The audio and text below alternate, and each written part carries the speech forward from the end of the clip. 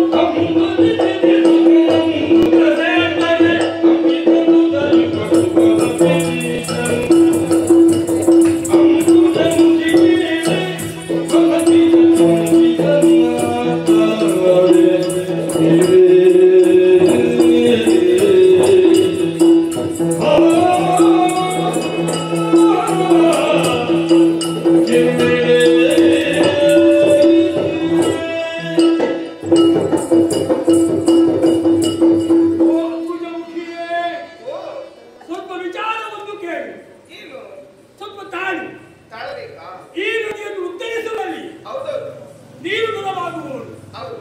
ನನಗೆ ಅಂತಲ್ಲ, ಯಾರಾಗಲಿ ಈ ನದಿಯನ್ನು ದಾಟಿಸುವಲ್ಲಿ ನಾವೇನು ನಡೆಸುವುದು ನೀನು. ಎಲ್ಲರಿಗೂ ಸಹಕಾರಿಯಾಗ್ತಿ, ಎಲ್ಲರಿಗೂ ದೂರವಾಗ್ತಿ. ಆದ್ದರಿಂದಲೇ ನಿನ್ನನ್ನು ಯಾರು ಮಾತಾಡಿಸಬೇಕು ಅಂತಿಲ್ಲ. ನಾವೇನು ದಾಟುವುದೇ ಮುಖ್ಯ, ನೀನು ದಾಟಿಸುವುದೇ ಮುಖ್ಯ. ಯಾರನ್ನು ನೋಡುವುದಿಲ್ಲ, ಕೇಳುವುದಿಲ್ಲ, ಮಾತನಾಡುವುದಿಲ್ಲ. ನಾವು ಹಾಗೆ ಮಾತನಾಡುವ ಹಮ್ಮಲಿಂದ ನಾವೇ ಹೇಳಿದ್ದಲ್ಲ, ಈ ನದಿಯನ್ನು ಉತ್ತರಿಸಬೇಕು ಎನ್ನುವಂತಹ ಉದ್ದೇಶದಿಂದ ನಾವೇನು ಹೇಳಿದ್ದೇವೆ. ಅದು ಮಧ್ಯೆ ಬಂದಿದ್ದೆ. ಯಾಕೆ ಮಾತನಾಡಿದ್ರು ಗೊತ್ತಿಲ್ಲ. ನಾನು ಮಾತನಾಡುವ ನಾನು ಪರಾಶರ ಮುನಿ. ಅಲ್ಲಿಂದ ಇಲ್ಲಿವರೆಗೂ ಮುಖವನ್ನು ನೀವು ನೋಡಿದವರಲ್ಲ. ನೋಡಿಲ್ಲ. ಈಗ ಮುಖೆತ್ತಿ ನೋಡಿದ ಕೂಡಲೇ ನನ್ನೆಲ್ಲ ಮಾತನಾಡೋದಕ್ಕೆ ಪ್ರಾರಂಭಿಸಿ. ನಾನು ಮೌನದಲ್ಲಿದ್ದೆ, ತಪಸ್ಸನ್ನು ಆಚರಿಸುತ್ತಾ ಇದ್ದೆ. ಎಚ್ಚರವಾಯಿತು, ಇಲ್ಲಿಂದ ಆ ಕಡೆ ಹೋಗಬೇಕು ಅಂತ ನಾನು ಎಲ್ಲಿ ಹೇಳಿದ್ದಾರೆ. ನಾನು ಪರಾಶರ ಮುನಿ. ನಿನ್ನನ್ನು ಕಂಡಾಗ ನಂಬಿ, ನನ್ನನ್ನು ನಂಬಿ, ನನ್ನನ್ನು ಸೇರಿದರೆ, ಅರ್ಥದಲ್ಲಿ ಒಡಗೂಡಿದರೆ, ಲೋಕೋತ್ತರನಾದ ಧರ್ಮ, ಸಂಸ್ಕಾರ ಹಾಗೂ ಸಂಸ್ಕೃತಿಯನ್ನು ನಮ್ಮ ದೇಶದಲ್ಲಿ ಉಳಿಸಿಕೊಳ್ಳುವ, ಬೆಳೆಸಿಕೊಳ್ಳುವಂತಹ ವಿಶೇಷವಾದಂತಹ ಮಗುವೊಂದನ್ನು ನಾನು ನೀಡಲು ಬಯಸುತ್ತೇನೆ.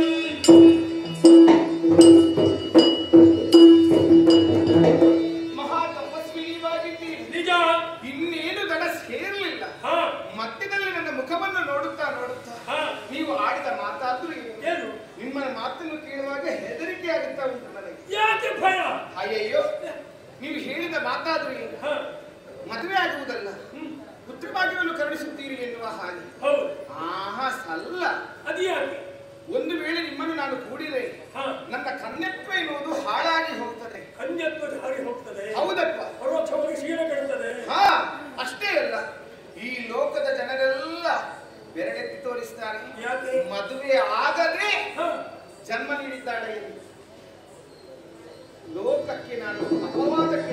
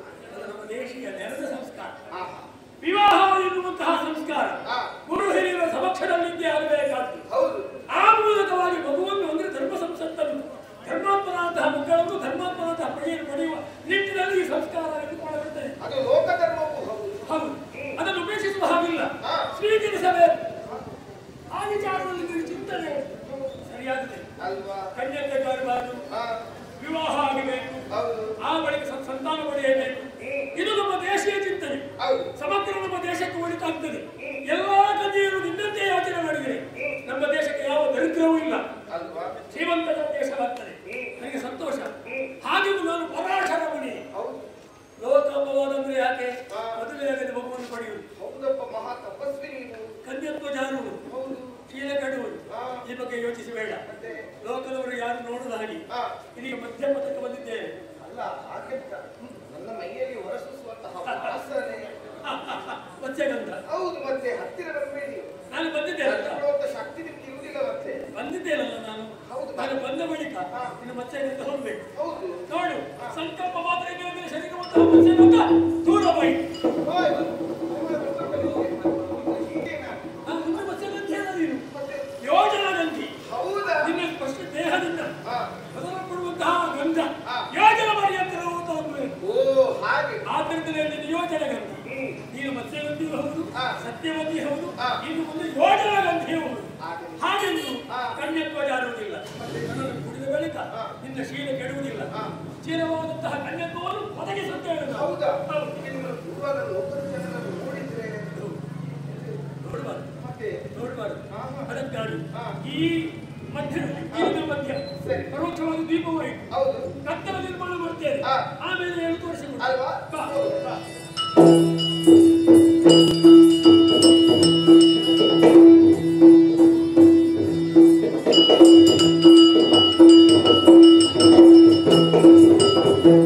ನೋಡಿದ್ಯಾ? ಏನು? ಮಗು ನಡೆದುಕೊಂಡು ಹೋಗ್ತಾ ಇದ್ದಾರೆ. ಸಣ್ಣ ಮಗು ನಡೆಯುತ್ತದ? ಎಲ್ಲಾದ್ರೂ ಉಂಟು? ಸಣ್ಣ ಮಗು ನಡೆಯುವುದಿಲ್ಲ. ಹೌದು, ಅಂಗಲಾಗಿ ಕೂತು. ಹೌದು. ಈ ಮಗು ಜನಿಸಿದ ಕ್ಷಣವೇ ಶರೀರ ಬೆಳೆದಿದೆ, ನಡೆದುಕೊಂಡು ಹೋಗಿ ಹೇಳ್ತಾನೆ, ಹೌದಪ್ಪ. ಅಮ್ಮ ಹಾ. ತಪಸ್ಸಿಗಾಗಿ ತೆರಳುತ್ತೇನೆ, ಕಳುಹಿಸಿಕೊಡಮ್ಮ ಅಂತ. ಹೌದೌದು, ಹೇಳ್ತಾ ಇದ್ದೆ ನಾನು. ಈ ಭೂಮಿಯಲ್ಲಿ ಹೆಣ್ಣುಮಕ್ಕಳು ವಿವಾಹವಾಗಿ 9 ತಿಂಗಳು ಕಳೆದ ಬಳಿಕ ದಶಮಾಸದಲ್ಲಿ 10 ದಿನಗಳಲ್ಲಿ ಸಫಲವಾದಂತಹ ಸಂತಾನವನ್ನು ಪಡೆಯಬೇಕು. ಹೌದು. ಇದು ಹಾಗಲ್ಲ. ಮತ್ತೆ ನನ್ನ ಸಂಕಲ್ಪ ಮಾತ್ರದಿಂದಲೇ ಸದ್ಯೋಜಾತವಾದಂತಹ ಮಗುವನ್ನು ಪಡೆದಿದ್ದೇವೆ ನಾವು. ಹೌದು. ಅದು ಸಂತೋಷ. ಹೌದು. ಹುಟ್ಟಿದಂತಹ ಮಗುವಿನ ನಾಮಕರಣ ಆಗ್ಲೇಬೇಕಲ್ವಾ? ಆಗಲೇಬೇಕು. ಮತ್ತೆ ಇನ್ನ ಮಗ ಹಾ, ಪರಾಶರ ಮುನಿ. ಹಾ, ಹೌದು. ಇನ್ನು ಮುಂದೆ ಇವರ ಬಣ್ಣ ಕೃಷ್ಣವಿದ್ದರಿಂದ ಕೃಷ್ಣ ಅಂತ ಹೇಳ್ತಾರೆ. ಸಾಕಾಗುವುದಿಲ್ಲ. ಮತ್ತೆ ದ್ವೀಪವನ್ನು ಇದು. ಹೌದು. ಈ ದ್ವೀಪದಲ್ಲಿ ಜನಿಸಿದ ಕಾರಣ ಕೃಷ್ಣ ದ್ವೀಪಾಯನ ಅಂತ ಹೇಳಿ ಹಾ, ಹಾ, ವ್ಯಾಸ ಎಂದು ಕರೆಯಿರಿ. ಸರಿ. ನಿನ್ನ ಕಷ್ಟ ಕಾಲದಲ್ಲಿ ಹಾ, ಸಮಸ್ಯೆಗಳ ಸುಳಿಗೆ ಸಿಲುಕಿದಾಗ ಹಾ. ಸಮಸ್ಯೆಯ ಪರಿಹಾರಕ್ಕೆ ಸರಿ. ಸಮಗ್ರ ಭಾರತ ದೇಶಕ್ಕೆ ಹಾ. ಉತ್ತಮವಂತಹ ಸಂಸ್ಕಾರವನ್ನು ಹಾ. ಉತ್ತಮವಂತಹ ರಾಜ್ಯ ಆಡಳಿತವನ್ನು ಕೊಡುವಲ್ಲಿ ನಿನ್ನ ಈ ಮಗ ನೆನೆದಾಗ ಬರ್ತಾನೆ, ಹಾ. ಸಂರಕ್ಷಿಸುತ್ತಾನೆ. ಹೌದಾ? ಹಾ. ಸಂತೋಷವಾಗಿದೆ.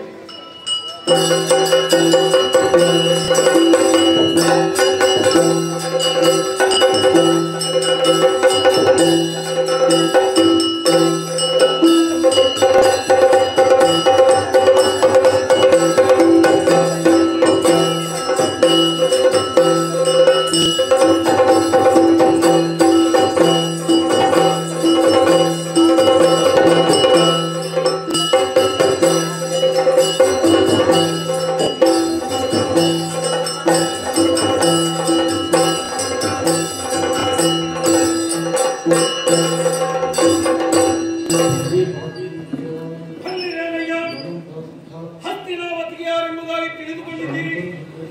ಹಾಗೆಂದುಕೊಳ್ಳಬಹುದು. ವಿಶೇಷವಿದೆ, ವಿಶೇಷವಿದೆ.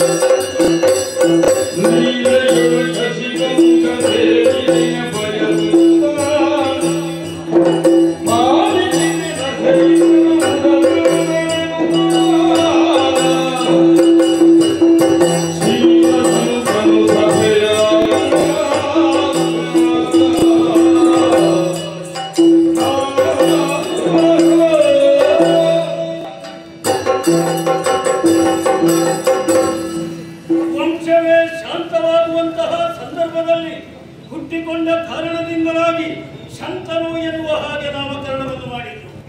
ಯಾರನ್ನು ನಾನು ಸ್ಪರ್ಶಿಸುತ್ತೇನೆಯೋ ಆ ಕ್ಷಣದಲ್ಲೇ ಅವರಿಗೆ ಯೌವನ ಪ್ರಾಪ್ತವಾಗುವಂತಹ ವಿಶೇಷವಾದ ಯೋಗ್ಯತೆ ಉಳ್ಳಂತಹ ನಾನು ಧರ್ಮ ಮಾರ್ಗದಿಂದಲೇ ಅರ್ಥವನ್ನು ಕಾಮವನ್ನು ಗಳಿಸಬಹುದು ಎನ್ನುವಂತಹ ಶಾಸನದೊಂದಿಗೆ ಆಳ್ವಿಕೆಯನ್ನು ನಡೆಸಿದ ಕಾರಣ ಹಸ್ತಿನಾವತಿಯ ಚಕ್ರವರ್ತಿ ಶಂತನು ಭೂಪಾಲ ಸತ್ಯಾತ್ಮ ಧರ್ಮಾತ್ಮ ಎನ್ನುವ ಹಾಗೆ ಇಡೀ ಪ್ರಪಂಚ ಕೊಂಡಾಡುತ್ತಾ ಇದೆ. ರಾಜಕೀಯ ವಿಚಾರವಾಗಿ ಯೋಚಿಸುವುದಿದ್ರೆ ಯಾವ ಸಮಸ್ಯೆಗಳು ಇಲ್ಲ. ಹಾಗೆಂದು ನನ್ನ ಸಂಸಾರದ ವಿಚಾರವಾಗಿ ಯೋಚಿಸುವುದಿದ್ರೆ ಬಹಳ ವಿಶೇಷವಾದಂತಹ ಘಟನೆಗಳು ನನ್ನ ಜೀವನದಲ್ಲಿ ನಡೆದು ಹೋಯಿತು. ಬೇಟೆಗಾಗಿ ಕಾಡಿಗೆ ಹೋದೆ. ಸುಂದರಿಯಾದಂತಹ ಹೆಣ್ಣೋರ್ಗಳು ಕಾಣುವುದಕ್ಕೆ ಸಿಕ್ಕಿದ್ರು.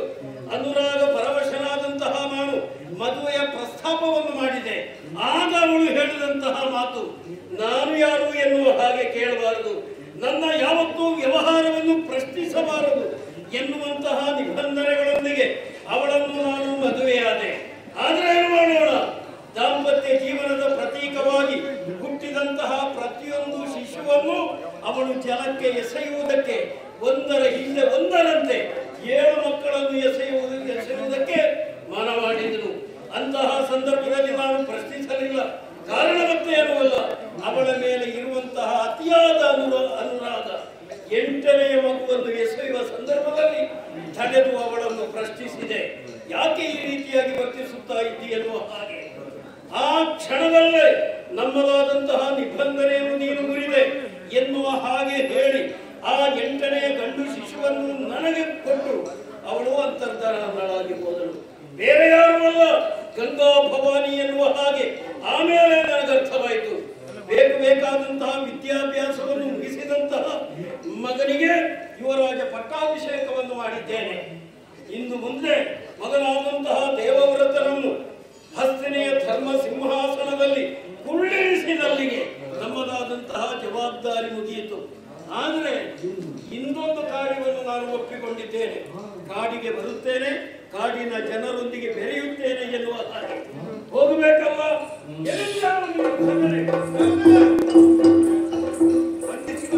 ಶುಭವಾಗಲಿ. ಈಗ ಒಂದು ಹೋದದ್ದು ಯಾರು ಅಂತ ಗೊತ್ತಾಯ್ತಲ್ಲ ನಿಮಗೆ? ಅವರೆಲ್ಲ ಇಷ್ಟು ದೂರ ಬಂದದ್ದು ಯಾರು? ವೇಷದವರು. ಯಾವ ವೇಷದವರು? ವೇಷದವರಲ್ಲ, ಅವರ ವೇಷವೇ ಹಾಗೆ, ಅವರ ಉಡುಗೆಯೇ ಹಾಗೆ. ಕಾಡಿನಲ್ಲಿ ಜೀವಿಸುವವರು. ಆದ ಕಾರಣವೇ ಸೊಪ್ಪನ್ನು ತೊಗಟೆಯನ್ನು ಕಟ್ಟಿ ಬಂದಿದ್ದಾರೆ. ಅವರು ಬಂದದ್ದು ಯಾಕೆ ಅಂತ ಗೊತ್ತಾಯ್ತು? ಯಾಕಂತ ದೇವರೇ? ವರ್ಷಂ ಪ್ರತಿ ಕಾಡಿಗೆ ಹೋಗಿ ಕಾಡಿನ ಜನರೊಂದಿಗೆ ನಾವು ಇದ್ದು ಉತ್ಸವವನ್ನು ಆಚರಣೆ ಮಾಡಬಹುದು. ಆದ್ರೆ ಈಗ ಕೆಲವು ವರ್ಷಗಳಿಂದ ರಾಜಕೀಯ ಒತ್ತಡದ ಕಾರಣದಿಂದ ನಮಗೆ ಹೋಗುವುದಕ್ಕಾಗಲಿಲ್ಲ. ಈ ಸಲ ಆದ್ರೂ ಬರಬೇಕು ಎನ್ನುವ ಹಾಗೆ ಅವರ ಅಪೇಕ್ಷೆ. ಒಪ್ಪಿದ್ದೇನೆ, ಬರುತ್ತೇನೆ ಎನ್ನುವ ಹಾಗೆ ಹೇಳಿದ್ದೇನೆ. ಅವರನ್ನು ಕಳುಹಿಸಿದ್ದೇನೆ. ನಿನ್ನನ್ನು ಬರಮಾಡಿಸಿಕೊಂಡದ್ದು ಯಾಕೆಂತ ಗೊತ್ತಾ? ಯಾಕೆ ದೇವರೇ? ಚಕ್ರವರ್ತಿ ಆದಂತಹ ನನಗೊಬ್ಬನಿಗೆ ಹೋಗುವುದಕ್ಕಾಗ್ತದ? ಮುಂದೆ ಹಿಂದೆ ಆಳುಗಳು ಬೇಕು. ಅಲ್ಲದೆ ನನ್ನ ಆತ್ಮೀಯನಾದಂತಹ ನೀನು ನಮ್ಮೊಂದಿಗೆ ಬರಬೇಕು. ನಾನು ಏನು ಹಾರಿ ಬೀಳ್ತಾ ಇದ್ದೀನಿ? ಅಲ್ಲ ದೇವರೇ, ಬರ್ಬೋದು. ನಿಮ್ಮೊಂದಿಗೆ ಬರ್ಬೇಕಾದ್ರೆ ಪುಣ್ಯ ಬೇಕು. ಮತ್ತೆ ಅದಲ್ಲ ವಿಷಯ. ನಾನಂದ್ರೆ ಒಂದು ನವವಿವಾಹಿತ ಅಲ್ಲ.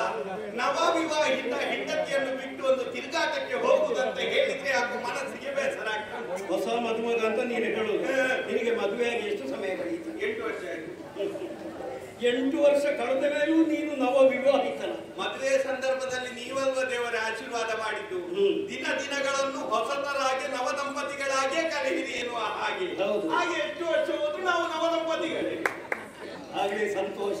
ಅದೇ ರೀತಿಯಾಗಿ ನೀನು ಅವಳನ್ನು ನೋಡಿಕೊ. ಅವಳು ಹೊಸದಾಗಿಯೇ ಇರಲಿ, ಆ ರೀತಿಯ ಪ್ರಯತ್ನವನ್ನು ನೀನು ಮಾಡಿ. ನನ್ನ ಆಕ್ಷೇಪ ಇಲ್ಲ. ಆದ್ರೆ ಅದಲ್ಲ ನನಗೆ. ಈಗ ನೀನು ಹೇಳುವುದು ಬರುವಾಗ ತಡ. ಎಷ್ಟು ದಿನ ಪ್ರಾತಃ ಕಾಲ ಹೋಗುವುದಕ್ಕೆ, ಮಧ್ಯಾಹ್ನ ಕಾರ್ಯಕ್ರಮದಲ್ಲಿ ಭಾಗಿಗಳಾಗುವುದು, ಸಂಜೆಗೆ ಮುಂಚಿತವಾಗಿ ಅರಮನೆಗೆ ಬರುವುದು ಅಷ್ಟೇ. ಕಾಡಿನಲ್ಲಿ ಒಂದು ದಿನ. ನಿಜ. ಹಾಗಾದ್ರೆ ನಾನು ಸಿದ್ಧನಿದ್ದೀಯಂತರಿದ್ದೇನೆ. ಹಾಗಿದ್ರೆ ಕಾರ್ಯಕ್ರಮವನ್ನು ಕಂಡ ಮೇಲೆ ನಮಗೆ ಸಂತಸವಾಯಿತು ಎಂದಾದ್ರೆ ಏನಾದರೂ ಪಾರಿತೋಷಕಗಳನ್ನು ನೀಡಬೇಕಲ್ಲ, ಅದರ ಸಿದ್ಧತೆಯನ್ನು ಮಾಡಬೇಕು. ಹಾಗಿದ್ರೆ ತಡ ಯಾಕೆ? ಹೊರಡುವ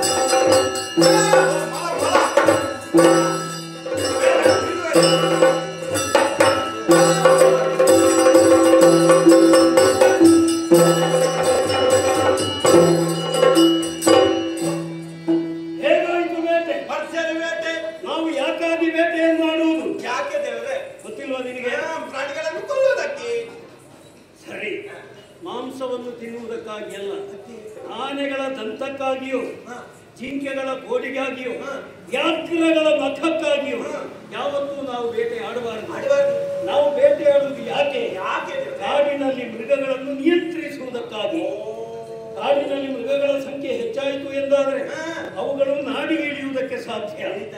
ಬೆಳೆಗೆ ಮನುಷ್ಯರಿಗೆ ಜಾನುವಾರುಗಳಿಗೆ ಉಪದ್ರ ಕೊಡುವುದಕ್ಕೆ ಸಾಧ್ಯ. ಹಾಗಿದ್ರೆ ಕಾಡಿನಲ್ಲಿ ಇರುವ ಮೃಗಗಳನ್ನು ನಿಯಂತ್ರಿಸಿದ್ದಾಗಿದೆ. ಕಾಡಿನ ಜನರು ನಮ್ಮನ್ನು ಕಾಯುತ್ತಾ ಇರುವುದು ನಿರೀಕ್ಷೆಯಲ್ಲಿ ಇರ್ಬೋದು. ಮುಂದುವರಿಯೋಣ.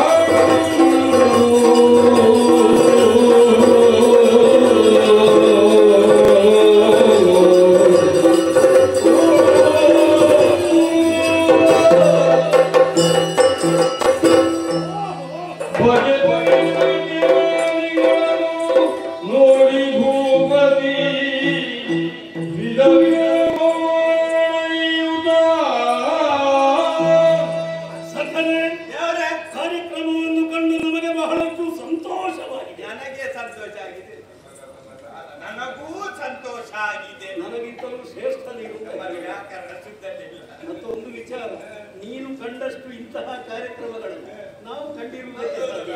ಚಕ್ರವರ್ತಿಗಳು ಕಾಣೆ. ಇದು ಯಾವ ನಾಟ್ಯ ಅಂತ ಗೊತ್ತಾಯ್ತು. ಈ ನಾಟ್ಯಕ್ಕೆ ಹೆಸರೇ ಇಲ್ಲ. ಈ ನಾಟ್ಯಕ್ಕೆ ಗುರುಗಳೂ ಇಲ್ಲ. ಗುರುಗಳಿಲ್ಲದೆ ಇವರು ಇಷ್ಟು ನಾಟ್ಯ ಮಾಡಿದ ಜಾನಪದ ನೃತ್ಯ. ಗುರುಗಳು ಇದ್ದಾರೆ.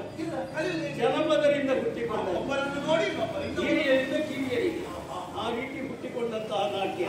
ಆದ್ದರಿಂದಲೇ ನೋಡು, ಈ ನೃತ್ಯಕ್ಕೆ ಮಣ್ಣಿನ ಸೊಗಸಿದೆ, ಮಣ್ಣಿನ ಪರಿಮಳವಿದೆ.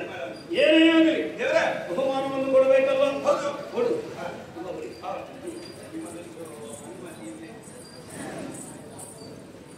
ಈಗ ನಮ್ಮನ್ನೆಲ್ಲ ರಂಜಿಸಿದಂತಹ ಪುಟಾಣಿಗಳಿಗೆ ಯಾರಿದ್ರು? ಚಿಕ್ಕ ಚಿಕ್ಕ ಎಲ್ಲ ಯುವಕ ಎಲ್ಲ ಹೊಸತಾಗಿ ಇವರಿಗೆ ಬೇಕಾದದ್ದು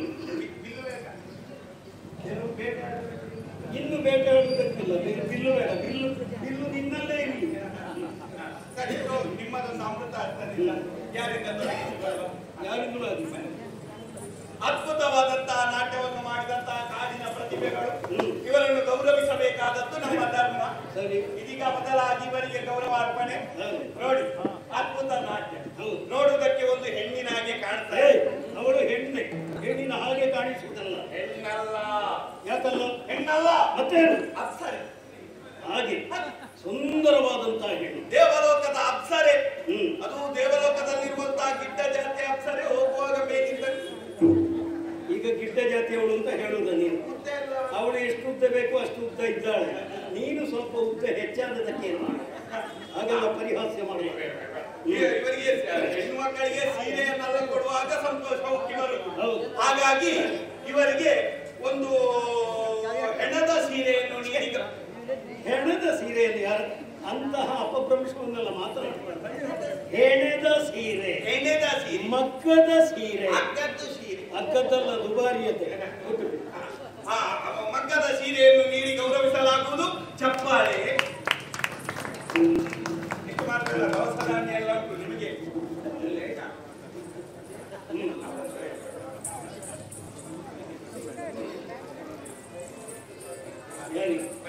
ಸರಿ, ಮತ್ತೊಂದು ಪ್ರತಿಭೆ, ಉತ್ತಮವಾದಂತಹ ನಾಟ್ಯ, ಫಲ ಭಾವ ಭಾವನೆಗಳು. ಹೌದು.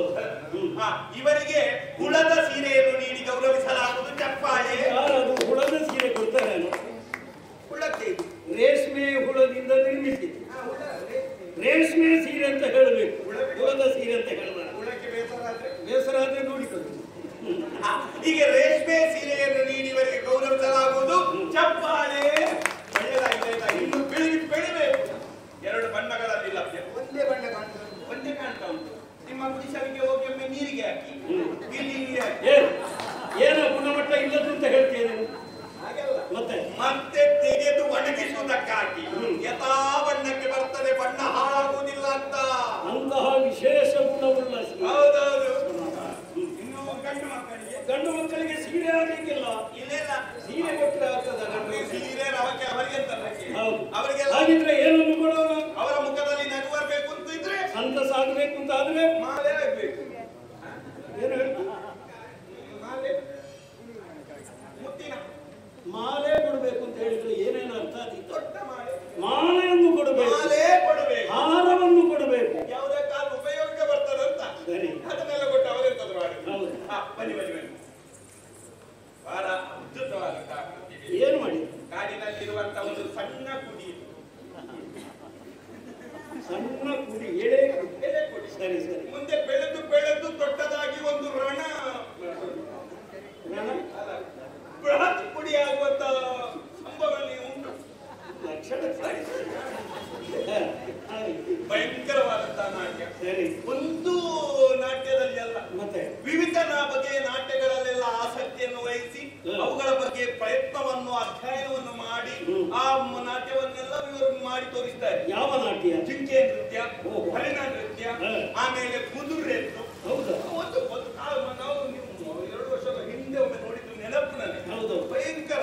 ಆ ಬಗ್ಗೆ ಪಾಪ ಕಾಡಿನಲ್ಲಿ ಹೋಗಿ ಎಷ್ಟೆಲ್ಲ ಹರಿಣಗಳನ್ನೆಲ್ಲ ನೋಡಿ ಅವುಗಳ ಅಧ್ಯಯನ ಮಾಡಿ ಆವಾಗ ಹೇಗೆಲ್ಲ ವರ್ತಿಸ್ತಾರಂತ ಹೇಳಿ ಅದನ್ನೇ ತೊಡಗಿಸಿಕೊಳ್ತಾರೆ, ರಂಗದಲ್ಲಿ ಅಳವಡಿಸ್ತಾರೆ.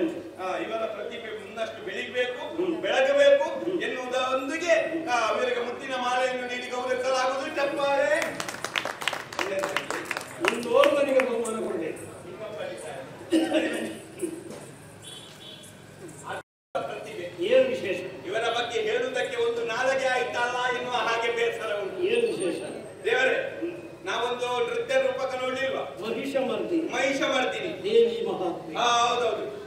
ಮಹಿಷಮರ್ದಿನಿಯಲ್ಲಿ ಪ್ರಧಾನವಾದಂತಹ ಪಾತ್ರವನ್ನು ಮಾಡಿ ಹಾಗಿದ್ರೆ ಇವ ದೇವಿ ಪಾತ್ರ, ಮಹಿಷಮರ್ದಿನಿಯ ಪಾತ್ರ ಮಾಡಿದ್ರೆ ಅಲ್ಲ, ದೇವಿ ಪಾತ್ರ ಹಾಗಿದ್ರೆ ಮಹಿಷಾಸುರ ಪಾತ್ರ. ಈ ಮಹಿಷಾಸುರ ಬಿಡಲ್ಲ.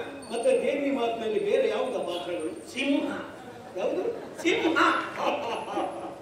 ಸಿಂಹ ಬರೇ ಚಿಕ್ಕ ಪಾತ್ರ, ಆದರೂ ಇವ ರಂಗದಲ್ಲಿ ಕಾಣಿಸಿಕೊಂಡಿದ್ದಾರೆ. ಚಿಕ್ಕ ಪಾತ್ರದಲ್ಲಿ ಯಾರು ಕಾಣಿಸಿಕೊಳ್ಳಬಹುದು ಎನ್ನುವ ಹಾಗೆ ತೋರಿಸಿಕೊಟ್ಟದ್ದು ಇವರು ಮಾತ್ರ. ಬಹಳ ಸಂತೋಷ. ಎಂತದ್ದು ಆ ಒಂದು ಸಿಂಹಕ್ಕೋಸ್ಕರವಾಗಿ ಅವರು ಸಭೆಗೆ ಮುಂದಿನಿಂದೆಲ್ಲ ಬರು ಅದ್ಭುತವಾಗಿ ಸಿಂಹವನ್ನು ಕಾಣಿಸಿಕೊಳ್ಳುವುದು, ಹೊರಳಾಡಿಕೊಂಡು ಬಿದ್ದುಕೊಂಡು ಅದ್ಭುತ ಪ್ರತಿಭೆ.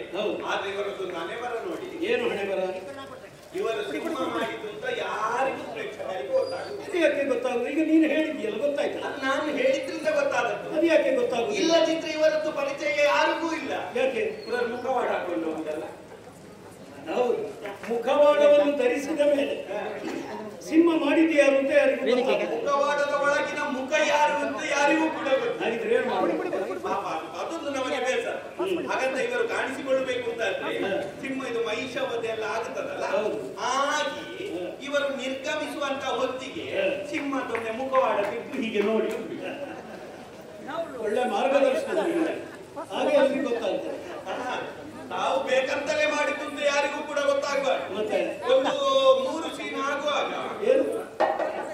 ಏನು ಹೇಳ್ತೀರಾ? ಸೀನುವಾಗ ಅದು ಸಿಂಹಕ್ಕೊಂದು ಸೀನ್ ಆಗ್ಲಿಕ್ಕೆ ಹಾಗೂ 3 ಸೀನು ಸಿಂಹಕ್ಕೆ ಬರಬೇಕು. 3ನೇ ಸೀನು ಜೋರಾಗಿ ಆಚೆ ಮುಖವಾಡ ತನ್ನಷ್ಟಕ್ಕೆ ನಿಲ್ಲಬೇಕು. ಆಗ ಗೊತ್ತಾಗ್ತದೆ, ಓ ಈ ಪ್ರತಿಭೆ ಇದು ಎನ್ನುವ ಹಾಗೆ. ಒಳ್ಳೆ ಮಾರ್ಗದರ್ಶನ. ಹಾಗಾಗಿ ಇವರು ಬೆಳಗಬೇಕು ಎನ್ನುವಂತ ಆಶಯದೊಂದಿಗೆ ಇವರಿಗೊಂದು ಮುತ್ತಿನ ಹಾರವನ್ನು ನೀಡಿ ಆಗಲಿ ಕಾನೂನದಲ್ಲಿ ಸಂತೋಷದಿಂದ ಜೀವನವನ್ನು ಸಾಗಿಸಿ ಏನಾದರೂ ಸಮಸ್ಯೆಗಳು ಬಂತು ತಿಳಿಸಿದ್ರೆ ನಾವು ಪರಿಹಾರವನ್ನು ಮಾಡ್ತೇವೆ, ಮುಂದುವರಿಸುತ್ತೇವೆ. ಗುರುವನ್ನು ಸೇರಬೇಕಲ್ಲ.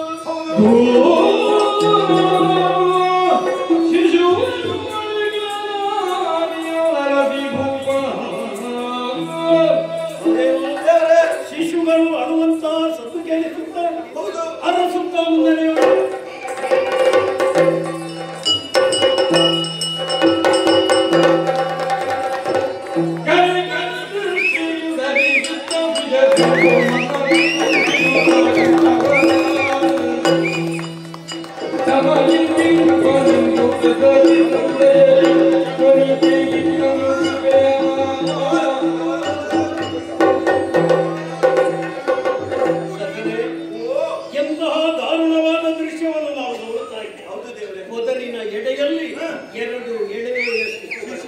ಸರಿಯಾಗಿ ನೋಡು, ಒಂದು ಗಂಡು ಶಿಶು ಮತ್ತೊಂದು ಹೆಣ್ಣು ಶಿಶು ಹುಟ್ಟಿ ಹೆಚ್ಚು ದಿನಗಳಾಗಿರುವುದರಿಂದ ಸರಿಯಾಗಿ ಮಕ್ಕಳನ್ನು ನೋಡಿದ ಕ್ಷಣ ಶ್ರೇಷ್ಠ ಕುಲದಲ್ಲಿ ಹುಟ್ಟಿದಂತಹ ಮಕ್ಕಳ ಹಾಗೆ ಕಂಗೊಳಿಸುತ್ತಾ ಇದ್ದಾರೆ. ಆದ್ರೆ ನಾನು ಯೋಚಿಸುವುದು ಏನಿದೆ, ಆ ತಾಯಿ ಯಾಕಾಗಿ ಈ ಮಕ್ಕಳನ್ನು ತ್ಯಜಿಸಿದಳು ನನಗೆ ಅರ್ಥ ಮಾಡಿ. ನನಗೂ ಕೂಡ ಅದೇ ಬೇಸರ. ಎಂತ ನಿಷ್ಕರುಣಿ ಮಾತೆಯಪ್ಪ ಅವಳು. ಹೇಳಬಾರ್ದು. ಅವಳ ಹೊಟ್ಟೆಯಲ್ಲಿರುವುದು ಸರುಳಾದ ಕಬ್ಬಿಣದ ಸರುಳು ಅಂತ ಗೊತ್ತಾಗ್ತಾ ಇದೆ. ಯಾಕೆ 18 ತಿಂಗಳು ಹೊತ್ತು ಹೆತ್ತಂತ ಮಕ್ಕಳು. ಮಕ್ಕಳನ್ನು ಹೊಟ್ಟೆಯಲ್ಲಿ 9 ತಿಂಗಳು ಹೊರುವುದು, ಅದು ಹೇಗೆ 18 ತಿಂಗಳು? 9 ಲೆಕ್ಕಾಚಾರ 9 ಅಂತ ಗೊತ್ತುಂಟು ದೇವರೇ. ನಮ್ಮದು ಗಣಿತ ಶಾಸ್ತ್ರ ಅಲ್ಲ. ಮಕ್ಕಳು 2 ಇಲ್ವಾ, 9 ನಾನು ಕೂಡಿಸಿ ಅವಳಿ ಮಕ್ಕಳು ಎಂದಾದರೆ ಒಮ್ಮೆಲೆ 2 ಮಕ್ಕಳನ್ನು ಹೊಟ್ಟೆಯಲ್ಲಿ 9 ತಿಂಗಳು ಹೊರುವುದು. ಏನೇ ಆಗಲಿ ಮಕ್ಕಳು ನಮ್ಮ ಕೈಗೆ ಸಿಕ್ಕಿದ ಮೇಲೆ ನಾವು ಇಲ್ಲಿ ಪುನಃ ತ್ಯಜಿಸಿ ಹೋಗುವುದು ಸರಿಯಲ್ಲ. ಮಕ್ಕಳನ್ನು ಅರಮನೆಗೆ ಕೊಂಡು ಹೋಗಬೇಕು, ಚೆನ್ನಾಗಿ ಪೋಷಿಸಬೇಕು, ಮಕ್ಕಳಿಗೆ ಭವ್ಯ ಭವಿಷ್ಯ ನಿರ್ಮಾಣ ಮಾಡಬೇಕು. ಆದ್ರೆ ಊರಿಗೆ ಕೊಂಡು ಹೋಗುವುದಕ್ಕೆ ಮೊದಲಾಗಿ ಮಕ್ಕಳಿಗೆ ಒಂದು ಹೆಸರಾಗಬೇಕು. ಅರಮನೆಯಲ್ಲಿ ಕಾರ್ಯಕ್ರಮವನ್ನು ನಡೆಸೋಣ, ಆದ್ರೆ ಇಲ್ಲೇ ಹೆಸರನ್ನು ಸೂಚಿಸಬೇಕು. ಈ ಕಾಡಿನಲ್ಲಿ ಏನೇ ಇರಲಿದ್ದೇವೆ, ಈ ಮಕ್ಕಳು ಕಾಡ ದಾರಿಯಲ್ಲಿ ಸಿಕ್ಕಿ ಯಾವುದಾದ್ರೂ ಪ್ರಾಣಿಗಳ ಬಾಯಿಗೆ ಸಿಕ್ಕಿ ಆಹಾರ ಆಗುವ ಬದಲು ನಿಮ್ಮ ಕಣ್ಣಿಗೆ ಕಾಡ ಸಿಕ್ಕಿತ್ತಲ್ಲ, ನಿನ್ನು ಮುಂದಕ್ಕೆ ನಿಮ್ಮ ಕೃಪಾ ಕಟಾಕ್ಷದಿಂದಲಾಗಿ ಮಕ್ಕಳಿಗೆ ಮುಂದಕ್ಕೆ ಉತ್ತಮವಾದಂತಹ ಭವಿಷ್ಯ ಲಭಿಸುತ್ತದೆ ಎನ್ನುವ ಹಾಗೆ ನನ್ನ ಮನಸ್ಸು ಹೇಳ್ತಾ ಸರಿ. ಹಾಗಂತ ಅಂತ ಹೆಸರು ಇಲ್ಲಿ ಅಂತ ಇಡುವ ಅಂತ ಆಲೋಚಿಸಿದ್ರೆ ಅಯ್ಯೋ, ನನ್ನ ಕೃಪೆ ಖಂಡಿತವಾಗಿ ಈ ಮಕ್ಕಳಿಗೆ ಬೇಕು. ಆದ ಕಾರಣ ಈ ಗಂಡು ಶಿಶುವಿಗೆ ಕೃಪಾ ಎನ್ನುವ ಹಾಗೆ ನಾಮಕರಣ ಮಾಡುತ್ತೇವೆ.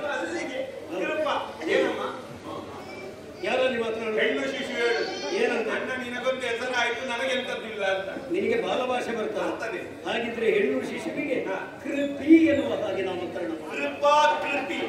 ಒಳ್ಳೆ ಹೆಸರು ಮಾತ್ರ. ಈಗಲೇ ಮಕ್ಕಳನ್ನು ಅರಮನೆಗೆ ನೀನು ಕೊಂಡು ಹೋಗಬೇಕು. ನನಗೀಗ ಬರುವುದಕ್ಕಾಗುವುದಿಲ್ಲ. ಯಮುನೆಯ ದಡದಲ್ಲಿ ಸ್ವಲ್ಪ ಸಂಚಾರ ಮಾಡಬೇಕು ಎನ್ನುವಂತ ಆಕಾಂಕ್ಷೆ. ಜಾಗ್ರತೆಯಿಂದ ಮಕ್ಕಳನ್ನು ಪುರಕ್ಕೆ ಯಮುನೆಯ ದಡದಲ್ಲೇ ಸಂಚರಿಸುತ್ತಾ ಮುಂದುವರಿಯುತ್ತೇನೆ.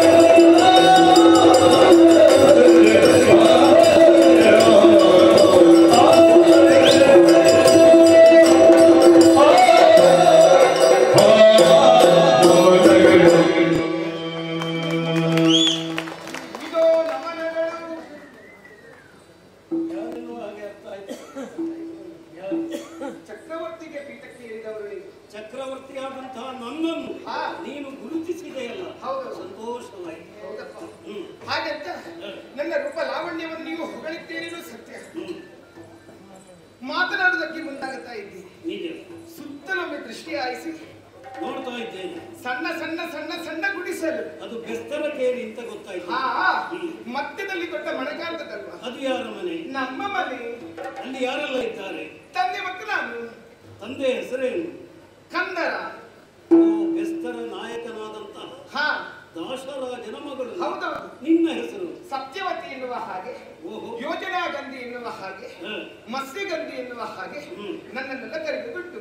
ಸರಿ, ಹೌದಪ್ಪ, ಪರಿಚಯ ಆಯ್ತು. ಇಲ್ಲೇನು ಮಾಡುತ್ತಾ ಇರ್ಬೇಕು?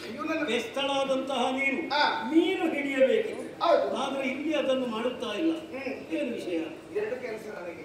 ಎರಡು ಕೆಲಸ. ಮೊದಲನ ತಂದೆ ಮುಂದುವರಿಸ್ತಿದ್ರು, ತಂದೆಗೆ ಕೊಡುವುದಿಲ್ಲ ಎನ್ನುವ ಕಾರಣಕ್ಕಾಗಿ ಈಗ ನಾನು ಮುಂದುವರಿಸ್ತಾ ಇದ್ದೇನೆ. ಮೀನು ಹಿಡಿಯುವುದು ಒಂದನೇ ಕೆಲಸ. ಎರಡನೇದಾಗಿ ಈಚೆ ತಡೆಯಿಂದ ಬಂದವರೆಲ್ಲ ಆಚೆ ತನಕ ಸೇರಿಸುವವರು. ಹಾಗಿದ್ರೆ ಎರಡು ಬಗೆಯ ಸಂಪಾದನೆ ನಿಮಗೆ. ಮತ್ತೆ ಇಲ್ಲಪ್ಪ, ಎರಡು ಸಂಪಾದನೆ. ಒಂದೇ ಸಂಪಾದನೆ. ನೀನು ಹಿಡಿಯುವ ಸಂಪಾದನೆ ಮಾತ್ರ. ಇದು ನಮ್ಮ ಸೇವೆ. ಸೇವಾ ಮನೋಭಾವನೆ, ಸಮಾಜ ಸೇವೆ. ಸಂತೋಷ. ಹೌದು. ಹಾಗಿದ್ರೆ ನಿನ್ನ ಪರಿಚಯ. ಹೌದು. ಹೋಗುವುದಕ್ಕೆ ಮುಂಚಿತವಾಗಿ ನನ್ನ ಒಂದು ಮಾತು. ಚಕ್ರವರ್ತಿಯಾದಂತಹ ನಾನು ಪ್ರಪಂಚದಲ್ಲಿರುವ ಎಲ್ಲಾ ಸುಗಂಧ ದ್ರವ್ಯಗಳನ್ನು ಆಘ್ರಾಣಿಸಿದವನೇ ಹೌದು. ಆದರೆ ನಿನ್ನ ಶರೀರದಿಂದ ಹೊರಸೂಸುವ ಈ ಗಂಧ ಉಂಟಲ್ಲ, ಇದು ವಿಶೇಷವಾದ ಗಂಧ, ಭವ್ಯ ಗಂಧ, ದಿವ್ಯ ಸುಗಂಧ, ದೇವ ಸುಗಂಧ. ನಂಗೆ ಆಸೆ ಮತ್ತೇನು ಅಲ್ಲ, ಈ ಗಂಧವನ್ನು ಸದಾ ಕಾಲ ಆಘ್ರಾಣಿಸುತ್ತಲೇ ಇರಬೇಕು ಎನ್ನುವಂತ ಆಕಾಂಕ್ಷೆ. ಇಲ್ಲಿರುವುದಕ್ಕಾಗ್ತದ? ಚಕ್ರವರ್ತಿಯಾಗಿ ಇಲ್ಲಿರುವುದಕ್ಕಾಗ್ತದ? ನಾನು ಯೋಚಿಸುವುದು, ನಿನ್ನನ್ನು ಕರೆದುಕೊಂಡು ಹಸ್ತಿನಾವತಿಗೆ ಹೋದ್ರೆ ಬರ್ತೀಯ? ಹಾಗೆ ಕರೆದುಕೊಂಡು ಹೋಗುವುದಕ್ಕಾಗ್ತದ? ನಾನೊಂದು ತೀರ್ಮಾನವನ್ನು ಮಾಡಿದ್ದೇನೆ. ಸದಾ ನೀನು ನನ್ನ ಬಳಿಯಲ್ಲಿ ನಿನ್ನನ್ನು ಮದುವೆಯಾಗಿ ಹಸ್ತಿನಿಗೆ ಕರೆದುಕೊಂಡು ಹೋಗಬೇಕು ಎನ್ನುವಂತ ಆಕಾಂಕ್ಷೆ ಈ ಚಕ್ರವರ್ತಿಯದ್ದು. ಏನು ನಿನ್ನ ಅಭಿಪ್ರಾಯ?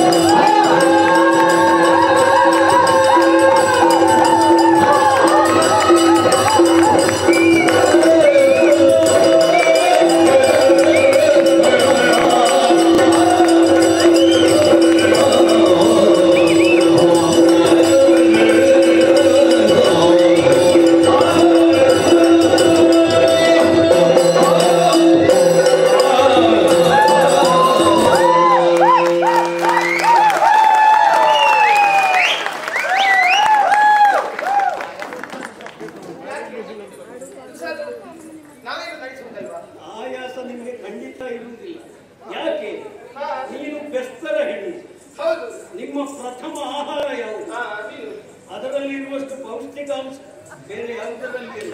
ಆದ ಕಾರಣ ಮಕ್ಕಳಿಗೆ ಸಾಕು. ಆದ್ರೆ ನನಗಂತೂ ಬಹಳ ಸಂತೋಷ ಆಗಿದೆ. ನೀನು ಕುಣಿದಷ್ಟು ನಿನ್ನ ತನುವಿನ ಗಂಧ ನನ್ನ ನಾಸಿಕವನ್ನು ಛೇದಿಸಿ ಮತ್ತು ಹೆಚ್ಚಾಗುತ್ತಾ ಇದೆ ಅಂತ ಹೇಳಿ ಪರಿಹಾಸೆಗೆ ಇದ್ದದ್ದಲ್ಲ. ಆಗಲಿ ಮದುವೆಯ ಪ್ರಸ್ತಾಪವನ್ನು ಮಾಡಿದ ಕ್ಷಣ ಕುಣಿದೆಯಲ್ಲ ನೀನು, ಏನು ವಿಶೇಷ? ಕೆಲವರ ಜೀವನದಲ್ಲಿ ಭಾಗ್ಯ ಇದ್ರೆ ಯೋಗ ಇರುವುದಿಲ್ಲ, ಯೋಗ ಇದ್ರೆ ಭಾಗ್ಯವೇ ಇರುವುದಿಲ್ಲ. ಹೌದು, ಈ ದೃಷ್ಟಿಯಲ್ಲಿ ನಾನು ಆಲೋಚನೆ ಮಾಡಿದರೆ ಯೋಗ ಉಂಟು, ಭಾಗ್ಯ ಉಂಟು. ಚಂದ್ರವಂಶದ ಚಕ್ರವರ್ತಿಯ ಕೈಯಲ್ಲಿರುವಂತಹ ಸೌಭಾಗ್ಯ ಯಾರಿಗೆ ಉಂಟು, ಯಾರಿಗಿಲ್ಲ. ಹಾಗಿದ್ರೆ ನಿನಗೆ ಸಮಾಧಾನ ತಾನೆ? ಒಪ್ಪಿಗೆ. ಆದಷ್ಟು ಬೇಗನೆ ಹೋಗಿ ಮದುವೆ ಏನು ವಿಶೇಷ? ಅಯೋಧ್ಯೆಯವರೇ, ನನ್ನ ಕೇಳುವವರು ಸಾಕಿ ಸಲಹಿದವರು ನನ್ನ ತಂದೆ ಇದ್ದಾರೆ. ತಂದೆಯಲ್ಲಿ ಕೇಳಬೇಕು ಅಂತ ನೀನು ಹೇಳು. ತಂದೆಯಲ್ಲಿ ಕೇಳದೆ ನಿನ್ನನ್ನು ಹಸ್ತಿನಾವತಿಗೆ ಕೊಂಡು ಹೋಗಿ ನಾನು ಮದುವೆಯಾದ್ರೆ ಪ್ರಪಂಚದ ಯಾವ ಶಕ್ತಿಯಿಂದಲೂ ನನ್ನನ್ನು ಪ್ರಶ್ನಿಸುವುದಕ್ಕೆ ಸಾಧ್ಯವಿಲ್ಲ. ಹಾಗೆ ನಾವು ಮಾಡುವವರಲ್ಲ. ಯಾಕೆ? ನೈತಿಕತೆಯೇ ನಮ್ಮ ಬಲ. ನಾವು ಏನಿರುವುದು ಧರ್ಮ ಸಿಂಹಾಸನ. ಧರ್ಮವನ್ನು ಬಿಟ್ಟು ನಾವು ವ್ಯವಹರಿಸುವವರಲ್ಲ. ನಿನ್ನ ತಂದೆಗೆ ಒಮ್ಮೆ ಕೇಳುವುದಕ್ಕೆ ಏನಂತೆ? ಎಲ್ಲಿದ್ದಾನೆ ನಿನ್ನ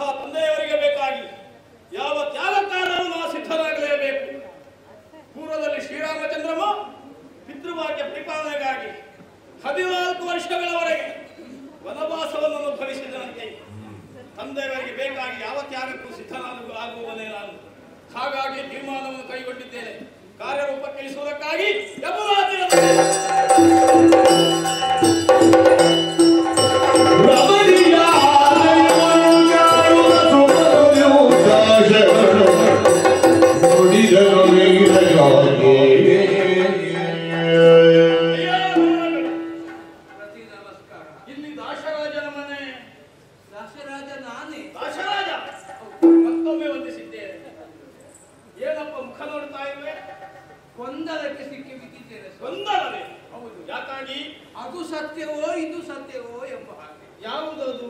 ಕೆಲವು ಸಮಯಕ್ಕೆ ಮೊದಲು ಹ. ಇದೇ ಸ್ಥಳದಲ್ಲಿ ಇದೇ ಮುಖವನ್ನು ನೋಡಿದಂತ ನೆನಪು ನನಗೆ. ಹೌದೇ? ಹೌದು. ಯಾರ ಮುಖವಪ್ಪ ಅದು? ಪ್ರಾಯದ ವ್ಯತ್ಯಾಸ ಉಂಟು. ಹಾ, ಇದು ಸ್ವಲ್ಪ ಎಳೆ ಮುಖ. ಹೌದೇ? ಚಕ್ರವರ್ತಿಗಳು ಬಂದಿದ್ರು. ಚಕ್ರವರ್ತಿಗಳು. ಹೌದು.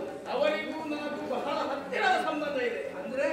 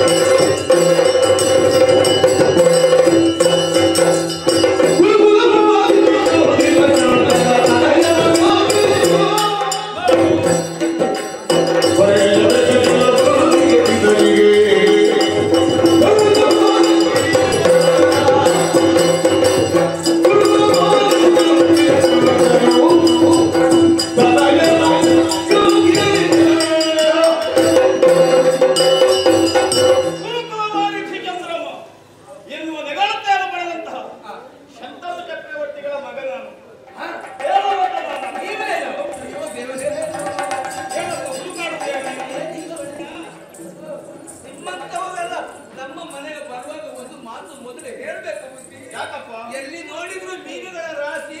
ನಮಗೆ ಪರಿಮಳ, ನಿಮಗೆಲ್ಲ ವಾಸನೆ. ಆ ಬಗ್ಗೆ ಚಿಂತಿಸಬೇಕು. ಕುಳಿತುಕೊಳ್ಳುವುದಕ್ಕೆ ಒಂದು ವ್ಯವಸ್ಥೆ. ಕೆಲಪ್ಪ, ಯುವರಾಜರು ಬಂದಿದ್ದಾರೆ. 4 ಎಳನೀರು ಬೇಗ ಬೇಗ ಬೇಗ. ಅವಸರ ಮಾಡಬೇಡ. ನೀನು ಉಪಚರಿಸಬೇಕಾದಂತಹ ಅಗತ್ಯ ಇಲ್ಲ. ವ್ಯವಸ್ಥೆ ಕಡಿಮೆ ಉಂಟು. ಮನೆಯ ಬಾಗಿಲಿಗೆ ಬಂದವರನ್ನು ಉಪಚರಿಸಬೇಕು ಎನ್ನುವಂತಹ ಹೃದಯ ವೈಶಾಲ್ಯ ನಿನ್ನಲ್ಲಿ ಉಂಟಲ್ಲ, ನನಗಷ್ಟು ಸಾಕು. ಅಯ್ಯ, ಯುವರಾಜನಾದಂತಹ ನಾನು ನಿನ್ನ ಮನೆ ಬಾಗಿಲಿಗೆ ಬಂದದ್ದು ಯಾಕೆ ಎನ್ನುವುದಾಗಿ ಸಂದೇಹ ಹುಟ್ಟಿರಬಹುದು. ಅಯ್ಯ, ನಮ್ಮಯ್ಯ ಯಾವ ಉದ್ದೇಶವನ್ನು ಇರಿಸಿಕೊಂಡು ಬಂದರು, ಅದೇ ಉದ್ದೇಶದಿಂದ ನಾನು ಬಂದಿದ್ದೇನೆ. ನನ್ನಪ್ಪ ನಿನ್ನ ಮಗಳನ್ನು ಬಯಸಿದ್ರಂತೆ, ಮದುವೆ ಆಗಬೇಕು ಎನ್ನುವುದಾಗಿ ಮನ ಮಾಡಿದ್ರಂತೆ. ಹಾಗಾಗಿ ನನ್ನ ಅಪ್ಪನಿಗೆ ಬೇಕಾಗಿ ನಿನ್ನ ಮಗಳನ್ನು ಕಳುಹಿಸಿಕೊಟ್ರಯ್ಯ. ನಿಮ್ಮ ತಂದೆಯವರು ಇಲ್ಲಿವರೆಗೆ ಬಂದದ್ದು ಹೌದು, ನನ್ನ ಮಗಳನ್ನು ಕೇಳಿದ್ದು ಹೌದು. ಕೊಡ್ತೇನೆ ನಾನು ಹೇಳಬೇಕು ಅಂತ ಆದ್ರೆ ನನ್ನ ಒಂದು ಮಾತನ್ನು ನೆರವೇರಿಸಿ ಕೊಟ್ಟದ್ದೇ ಹೌದು ಅಂತ ಆದ್ರೆ ನನ್ನ ಮಗಳನ್ನು ಮದುವೆ ಮಾಡಿ ಕೊಡುವುದಕ್ಕೆ ನಾನು ಸಿದ್ಧನು ಅಂತ ಹೇಳಿದಾಗ ಆ ಮಾತಿಗೆ ಯಾವ ಉತ್ತರವನ್ನೂ ಕೊಡದೆ ನೆರನೋಟರಾಗಿ ಅವರು ಹೋಗಿದ್ದಾರೆ ಸ್ವಾಮಿ. ಹಾಗೆ ಹೋದರೆ ಚಕ್ರವರ್ತಿಗಳು ನೀ ಕೇಳಿದಂತಹ ಮಾತಾದರೂ ಏನು? ಹಿರಿಯರ ಸ್ವಾರ್ಥಿಯಿಂದ ನೀವು ಖಂಡಿತವಾಗಿ ಭಾವಿಸಬಾರದು. ಇಲ್ಲೋ ನನ್ನ ಮಗಳ ಹೊಟ್ಟೆ ಹುಟ್ಟಿದಂತ ಮಕ್ಕಳಿಗೆ ಅಂದ್ರೆ ನನ್ನ ಮೊಮ್ಮಕ್ಕಳಿಗೆ ಹಸ್ತಿನಾವತಿ ಅಧಿಕಾರ ನೀವು ಕೊಡುವುದೇ ಹೌದು ಅಂತ ಆದ್ರೆ ಮಗಳನ್ನು ನಾನು ಕೈ ಎತ್ತಿ ಕೊಡ್ತೇನೆ ಅಂತ ಒಂದು ಮಾತು ಹೇಳಿದ್ದು. ಅಯ್ಯ, ಚಕ್ರವರ್ತಿಗಳ ಮನೆಯನ್ನು ಬೆಳಗಿದ್ರೆ ನಿನ್ನ ಮಗಳು ಮಹಾರಾಣಿ ಆಗುತ್ತಾಳೆ. ಮಹಾರಾಣಿಯ ಹೊಟ್ಟೆಯಲ್ಲಿ ಹುಟ್ಟುವ ಮಕ್ಕಳಲ್ಲದೆ ಆ ಪೀಠವನ್ನು ಏರುವಂತಹ ಯೋಗ್ಯತೆ ಯಾರಿಗಿದೆ ಹೇಳು? ಹಾಗೆ ಆಗುವುದಕ್ಕೆ ಸಾಧ್ಯವಿಲ್ಲ. ಯಾಕಾಗುವುದಿಲ್ಲ? ತಲೆ ಇರುವಾಗ ಕಾಲಿಗೆ ಪಟ್ಟ ಕಟ್ಟಲಿಕ್ಕೆ ಆಗುತ್ತದೆ ಹೇಳಿ. ಅಲ್ಲೇ ಅವರಿಗೆ ಹುಟ್ಟಿದಂತಹ ಮೊದಲ ಮಗ ನೀವಿರುವಾಗ ನನ್ನ ಮೊಮ್ಮಕ್ಕಳಿಗೆ ಹೇಗೆ ಸ್ವಾಮಿ ಅಧಿಕಾರ ಸಿಕ್ಕುವುದು? ಇದಕ್ಕೆ